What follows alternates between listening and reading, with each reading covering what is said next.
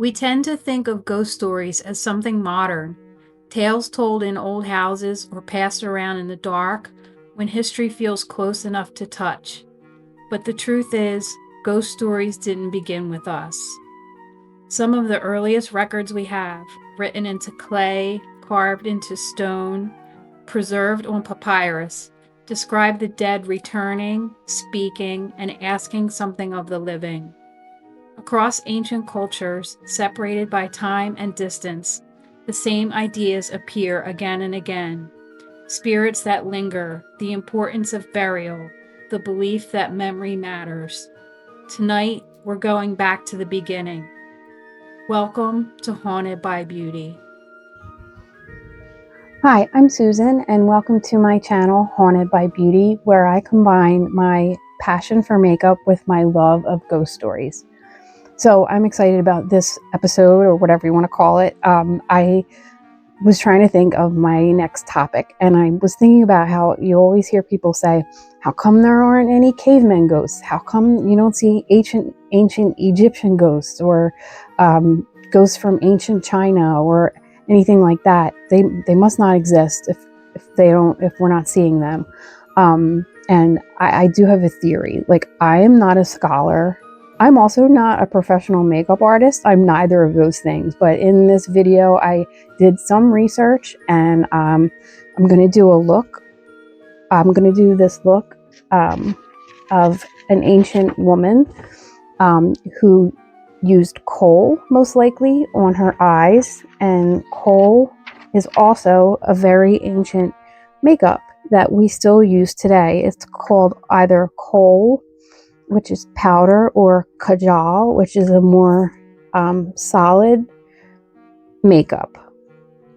So I'm going to take you way back to the beginning of sort of written history, and like you can go back to like oral history before that, I'm sure. But I'm taking you back to Mesopotamia, and this is 2100 BC.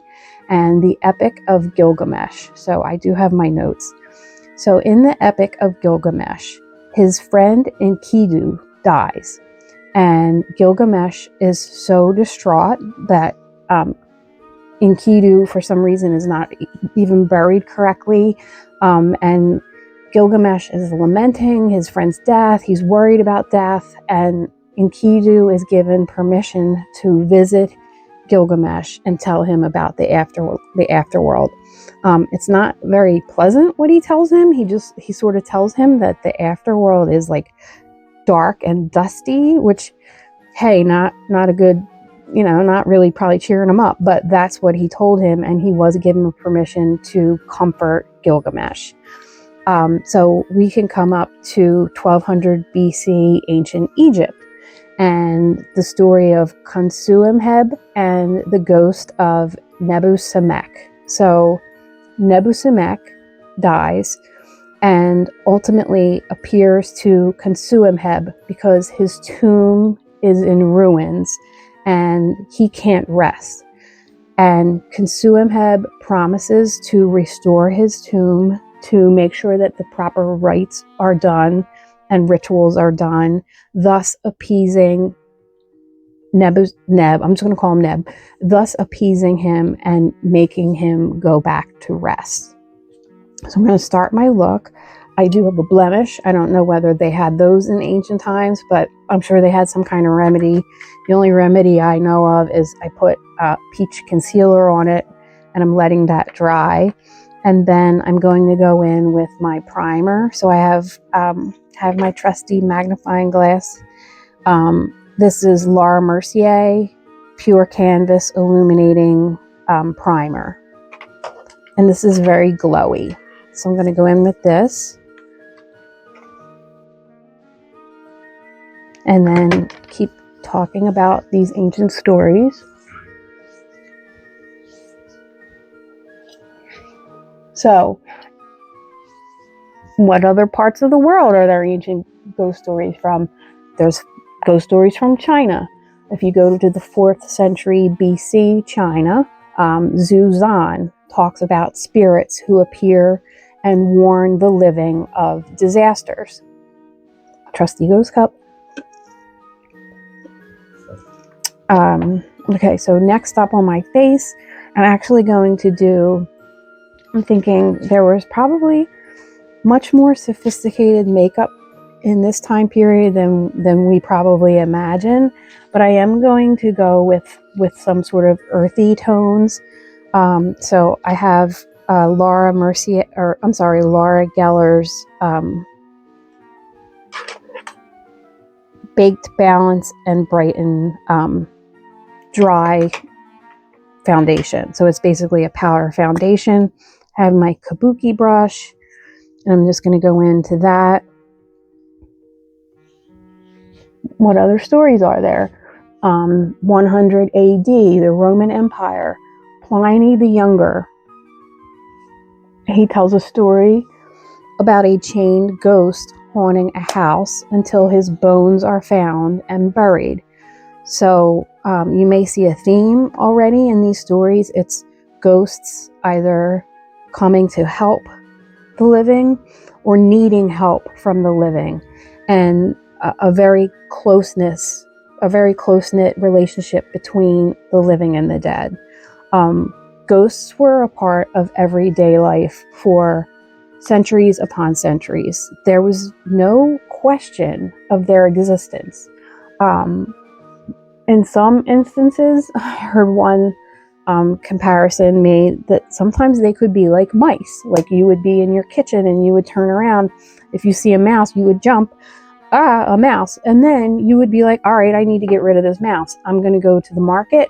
I'm going to get poison or whatever you would get for a mouse. But in the instance of a ghost, you would go to the market and you would get a special amulet, which you would wear to protect yourself if you felt scared, or you would do certain rites to help these ghosts until they went away and they were appeased. But their existence was not questioned. So I'm going to keep going. I have so I'm going to do my eyes next. I have my trusty tape. I did not cut this, so I'm going to cut real quick. I'm just going to wing it. I'm not doing tape, and I don't have my little business card with me, so I'm just going to start to wing it. I'm going to have different browns. I have this NARS.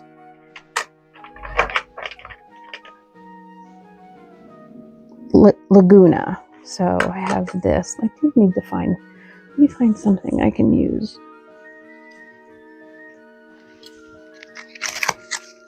I don't know if you remember from my last video, but I said you can basically use a piece of cardboard. That's exactly what I'm going to do. So yeah, there was never a question about spirits. They just were a part of life.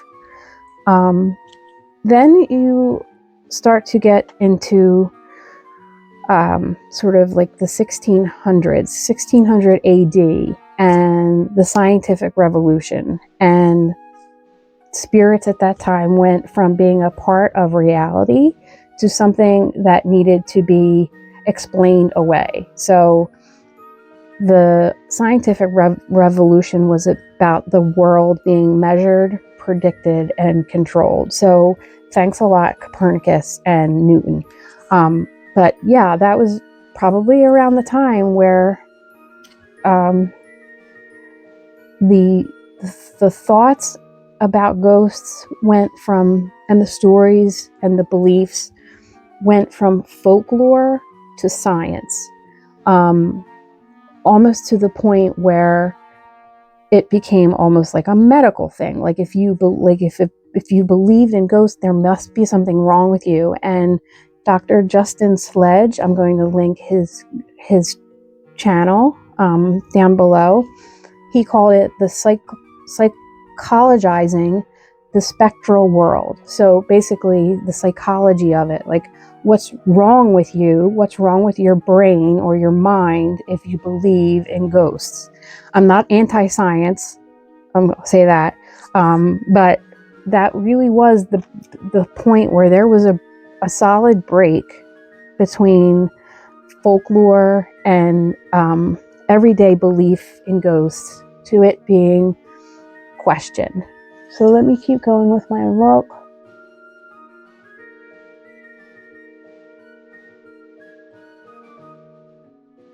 This is really light. You can hardly see it. So I might need to go a little darker. And I'm going to go in with, I have my Lily Lolo. This is I Should Cocoa. Lily Lolo I Should Cocoa, and it's a dark brown. Dark brown. So I'm going to go in with, I have this brush. I'm going to go in with a little bit of a tighter brush. Get my little card.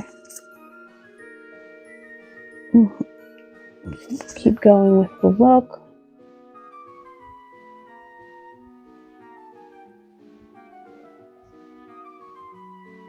So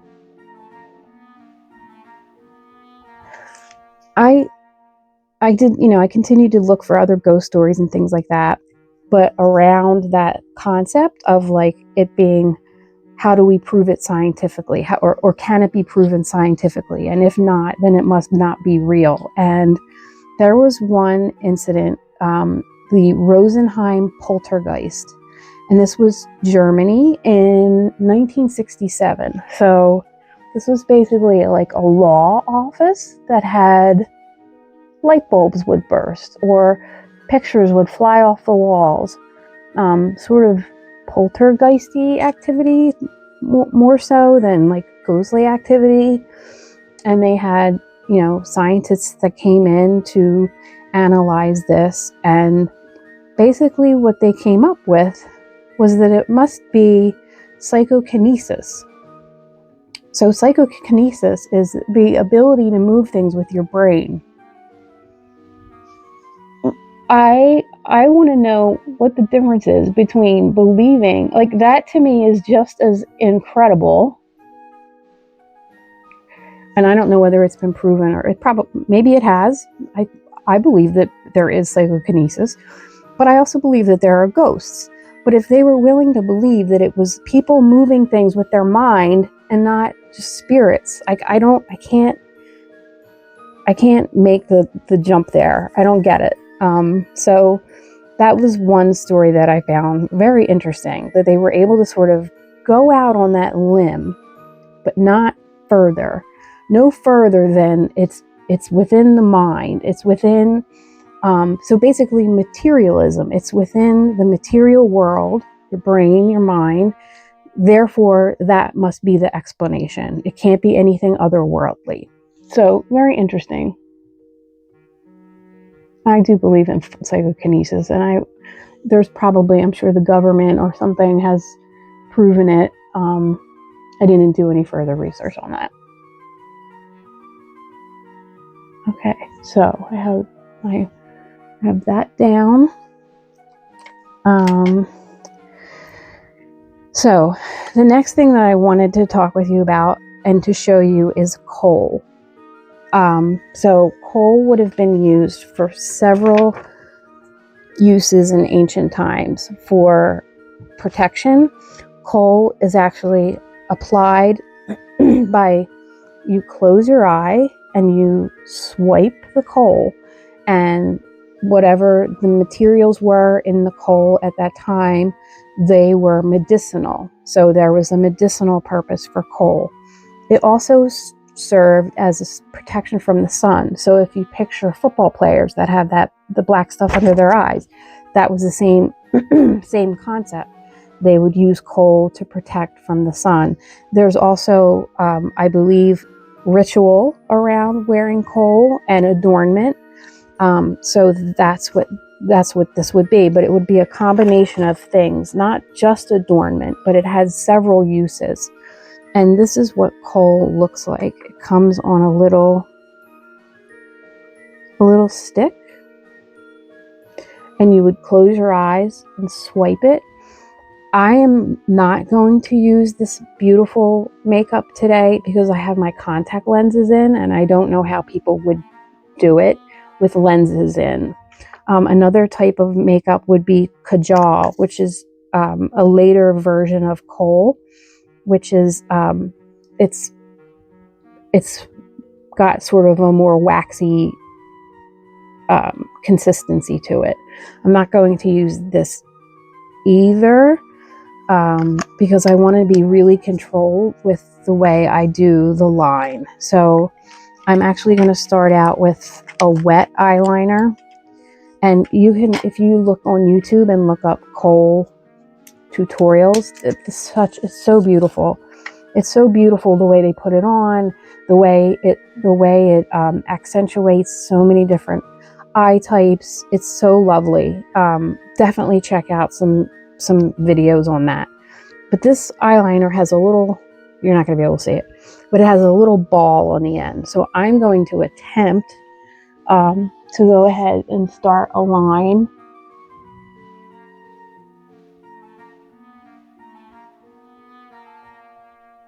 I'm not winging it up. I'm taking it straight out.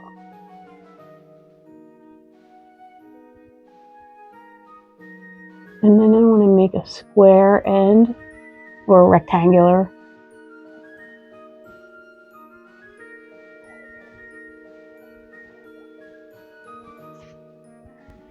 And I hope you can, I know it's been tough to see me in the studio, so hopefully you can see what I'm doing.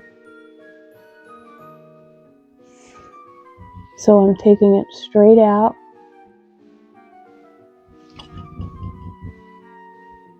Straight out. Squaring it. Squaring the edge, so not a cat eye, flick. And I am going to fill this in with a different eyeliner, but I'm just tracing it out right now.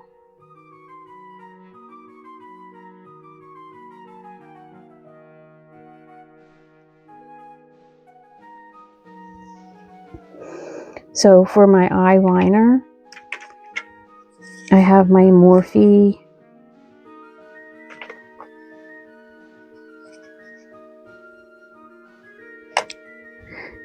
It's a dual-ended gel pencil, and it's Want and Need, and Want is the black color, Need is like a gold color.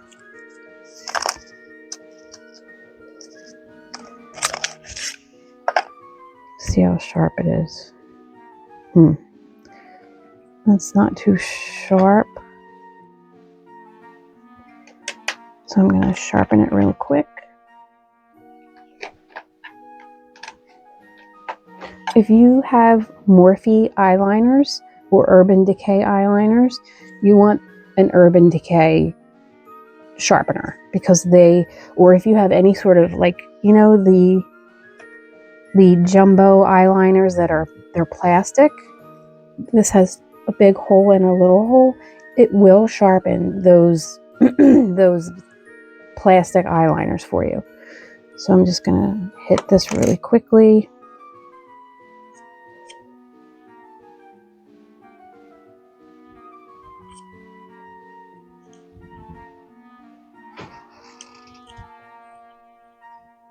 Door creaking open.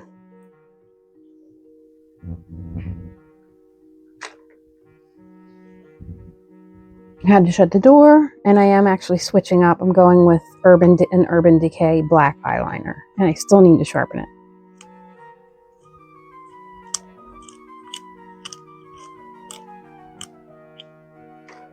Okay, hopefully that doesn't break on me.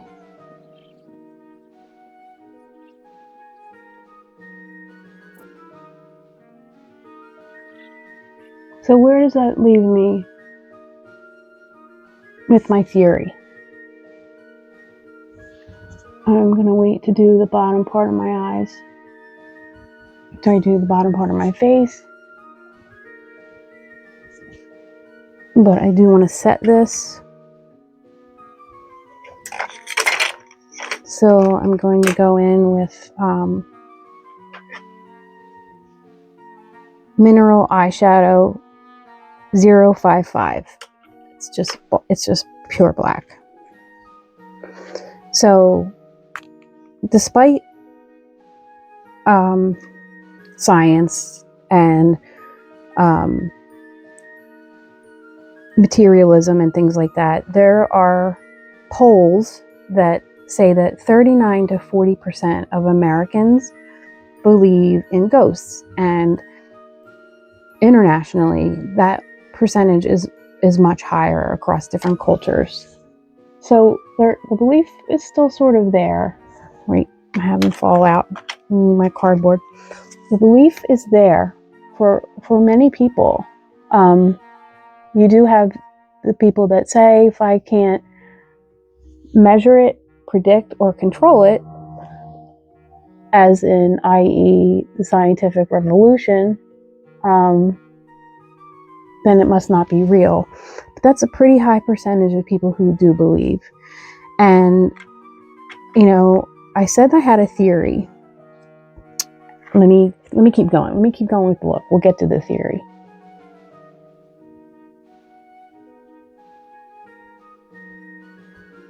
And I have a good story. Okay, so we're there. I'm going to come back to this. I'm going to need this.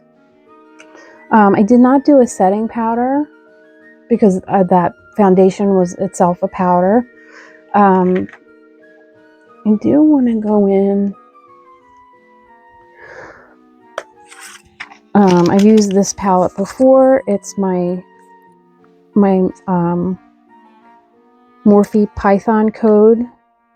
I want to go into this gold because, let's face it, if this woman was of the royal class, she likely had some gold to play around with.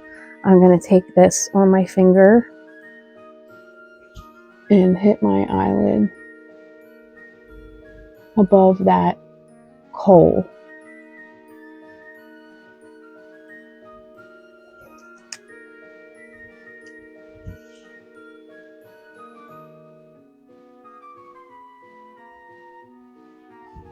Okay. Next up, I want to have this Physicians Formula Butter Glow Bronzer. I should have put this on before I should have put this on before the foundation because this is wet. So wet under dry. So here's my tried and true NYX Buttermelt Bronzer. And I go in with my, I use my bronzer as my contour. But I am going to go fairly liberally.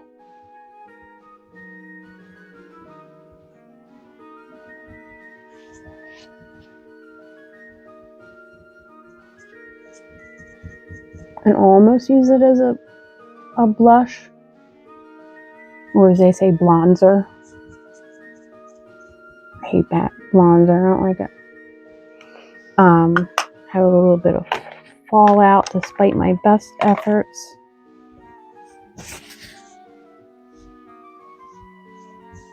That's okay. Then some.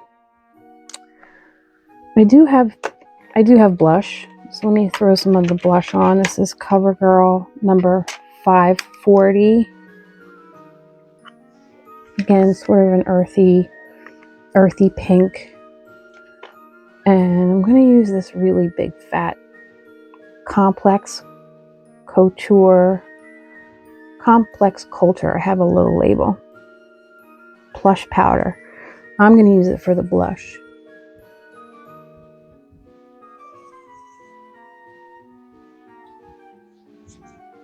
Okay, so that's my face done. I'm going to hit my now I'm going to do some highlight. This is Wet n Wild Mega Glow, and it's got sort of a gold and a peachy pink. I really want that gold, but I'm just going to sweep the whole thing because, again, she's very glowy.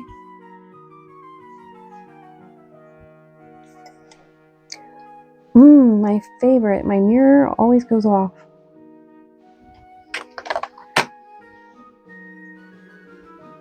And I need it on. Okay, we're back.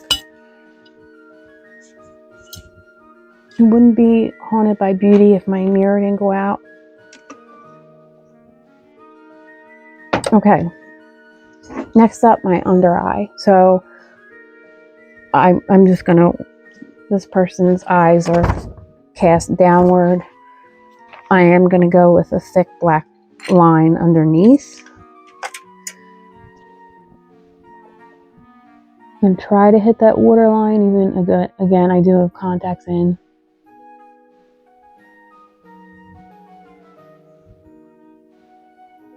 But you need that dark line to achieve what I imagine this ancient look would have. And let me set that again with this pure black eyeshadow. So I can get it open. Setting it. We would want to go all the way in. And what I understand from the kohl is that you take it all the way across. When you take it all the way across your eye with it closed, it goes into your tear ducts as well, and that also protected the health of your eyes. It's very fascinating. Lisa Eldridge has a video where she went to an actual British museum and made her own kohl. I'll link that down below as well. Fascinating. I hope someday I have that kind of cachet where I can go to a British museum and be invited to make my own kohl. But it's really cool.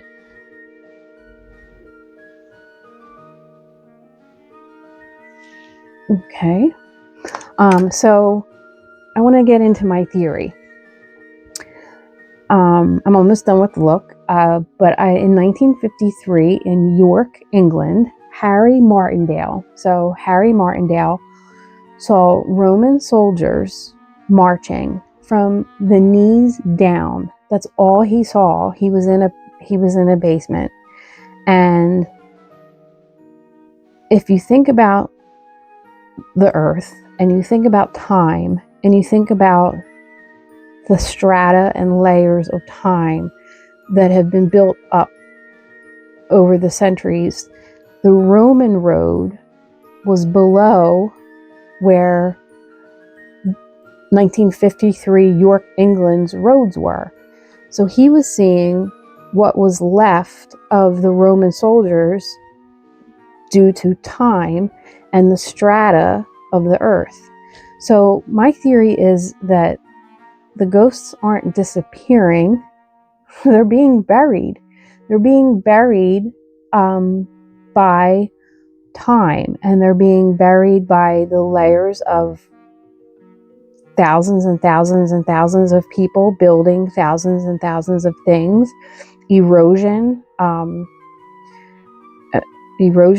that stuff has to go somewhere. So it erodes somewhere and then it buries other things. So I think that's what's going on. And people say, well, like, why aren't there X type of ghosts? Maybe they are, but they're just buried. So that's really my theory. Again, I'm no scientist. I have no PhD in this or any backing in it, but I just found that story. The story always makes me just wonder, like, what that, and also what that must have been like to see like some ghost legs walking, and that's all he saw.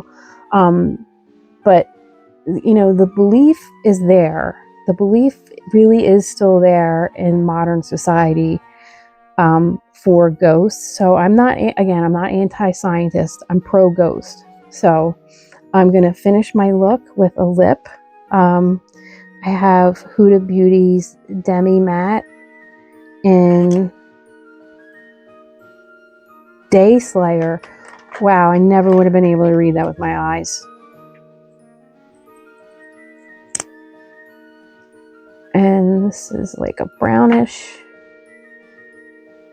See the dew foot there, but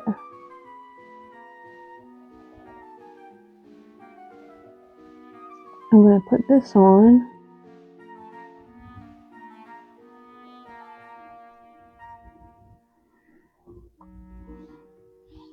And then I'm going to get a little bit bold with it. Again, this is probably someone who's of royalty. And assuming that she probably had some gold to play with, I'm going to take that gold from my Morphe palette. Take my gold. See if this works. I hope it doesn't look really dumb.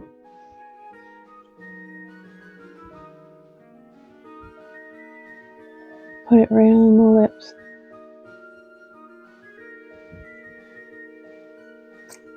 So that's my look. Are there ancient ghosts? I believe they are still in existence. They're just buried under time. There's that symbiotic relationship between the living and the dead. I believe that still exists. We still to this day have our rituals for the dead. It's a lot to think about. I will link a couple of videos down below that I found interesting. One was from Dr. Irving Finkel, and his video and book is called The First Ghosts, and he has a lot of interesting information in his materials. And Dr. Justin Sledge, who has Esoterica channel. It was another really interesting YouTube channel I was able to find. I hope you found this interesting. I'll be right back with the finished look, and stay tuned. So this is my interpretation of an ancient royal. I hope you enjoyed the video. Again, please check out the links below. I've also linked below all of my products. Stay haunted and stay beautiful.